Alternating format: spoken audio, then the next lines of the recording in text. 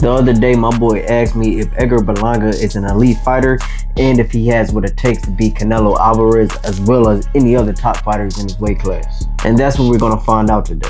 I'm going to break down his strengths and weaknesses and see if he deserves to be named among the greats. And one thing about some of Berlanga's strengths is that sometimes they can also be his weakness as well. For instance, Berlanga has a lot of power. He got 16 knockouts in the first round in his first 16 professional fights. And that's an incredible feat for anybody. I mean, despite the level of competition, that's still pretty good, you feel me? Like, even for other boxers who was facing tomato cans in their first 16 fights, they wasn't knocking all of them out in the first round. So he still got to have some type of power and skill to be able to do that. But I think he got a little cocky with that, and then he got humbled in his 18th fight against Corsaces. I think that's how you say his name. You can tell Berlanga wanted to get the knockout, and you can also see the frustration, and it caused him to be more impatient, and then it caused him to overcommit on his shots. And I think a lot of elite fighters will be able to take advantage of those mistakes, especially Canelo Alvarez, because one of his favorite shots is the pull uppercut. And this is a perfect shot to hit on people who like to overcommit. Number 2, Berlanga has a good jab. Now this kind of ties in with my first point because he has a quick, accurate, and powerful jab because he likes to step in to get more out of it. And just like I mentioned in the previous point, he tends to overcommit when he throws power shots. So even though he has a powerful jab, sometimes he overcommits and it leaves him susceptible to get caught with slip crosses or slip uppercuts, which more elite fighters are going to take advantage of that. Another problem with his jab is that he tends to throw single shots, and sometimes he doesn't bring that hand back to his face.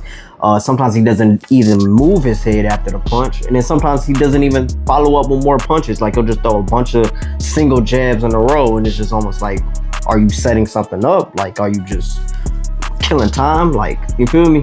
And doing all of this is gonna lead him to getting countered easy. Number 3, he tends to keep his lead hand pretty low. Sometimes he'll throw lazy jabs and kind of just drops it and lets it hang, or sometimes he'll just chill in that position with his right hand on his face but his left hand down with a sign on his face saying hit me.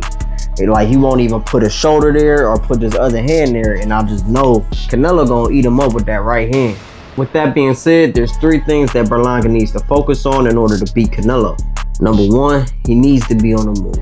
A lot of head movement, a lot of footwork, sticking to moving, and making sure his hands come back up as well.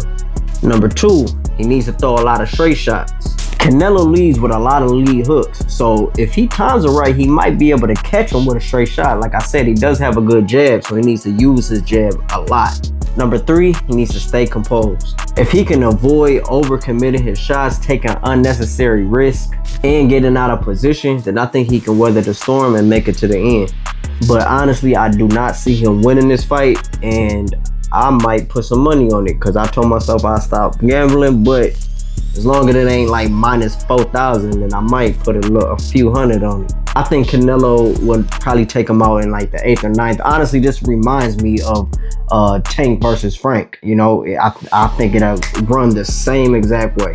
Canelo will walk him down, Berlanga will get tired, Canelo knocks him out. At least that's how I think it will go. But, you know, we'll see when that happens on September 14th.